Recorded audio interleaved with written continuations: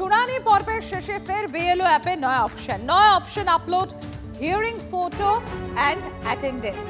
নয়া option upload hearing photo and attendance. আপলোডের দায়িত্ব কার? নতুন অপশনে আবারও বিভ্রান্তি বিএলওদের মধ্যে। এতদিন ইআরওরাই নথি আপলোড করতেন, তাহলে কি তারা এতদিন নথি আপলোডই করেননি? শুনানি পর্বের শেষে কেনই অপশন? প্রশ্ন বিএলও ঐক্যমঞ্চে। Upload hearing photo and attendance.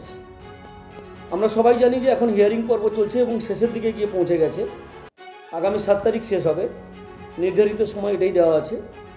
কিন্তু একবারে শেষের দিকে এসে হঠাৎ করে বিএলও অ্যাপে আবার আপডেট কেন হয় এটাও বোঝা যাচ্ছে না। এবং এই আপলোডটা কারা করবে সেটা নিয়ে কিন্তু স্পষ্টভাবে কোনো নির্দেশিকা নেই। দিন ধরে যে হিয়ারিংটা হয়ে গেল, তাহলে তাদের ডকুমেন্টসগুলো কারা আপলোড করবে? সেই দায়িত্ব তো ছিল ইআরও বা এই ইআরওদের। তারা কি আপলোড করেননি এতদিন পর্যন্ত? না হলে হঠাৎ করে বিএলও অ্যাপে এই ধরনের নতুন করে অপশন নিয়ে আসতে হলো কেন?